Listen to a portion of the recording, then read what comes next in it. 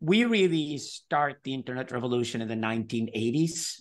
And when I say we, I mean I work with my colleague John Söderqvist. We've written 5 books. We're publishing our 6th book next year in 2023.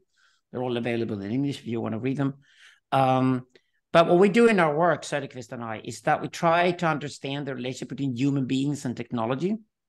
And we do so over all of history. We basically describe civilization as a technological progress. So human beings do not develop at all. We are equally stupid with every generation born. And what has developed due to civilization is, of course, technology, and the relationship between human beings and technology change over time. And the different leaps this development has done is what we call different events throughout the history of this man-technology relationship.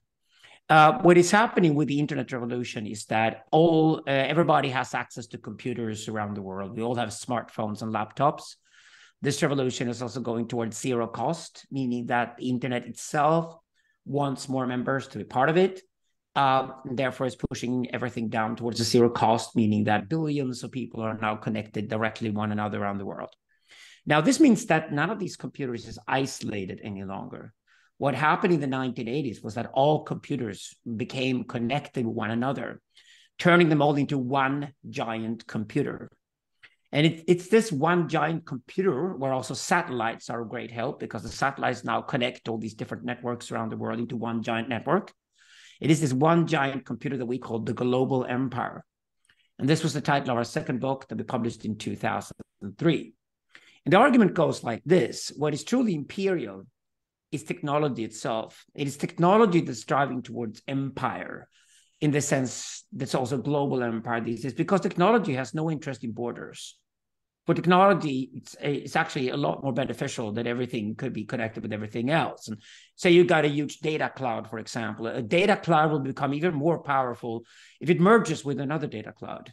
So eventually, the data clouds have only one interest, and that is to merge into one giant data cloud, which is again imperial.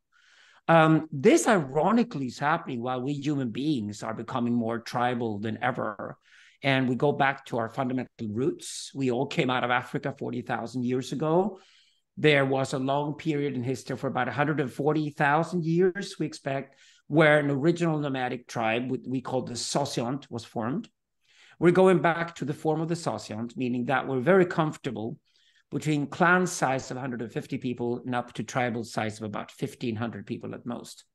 So we human beings are becoming more and more local, whereas technology is becoming global.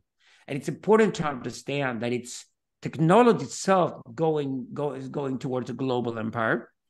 And with certain major political, even spiritual issues at hand, for example, nuclear bombs and climate threats and things like that, things that need to be solved on a global imperial order. We actually have to go and ask the AI eventually. We have to go and ask technology to help us solve those problems, because only technology can be truly imperial and global.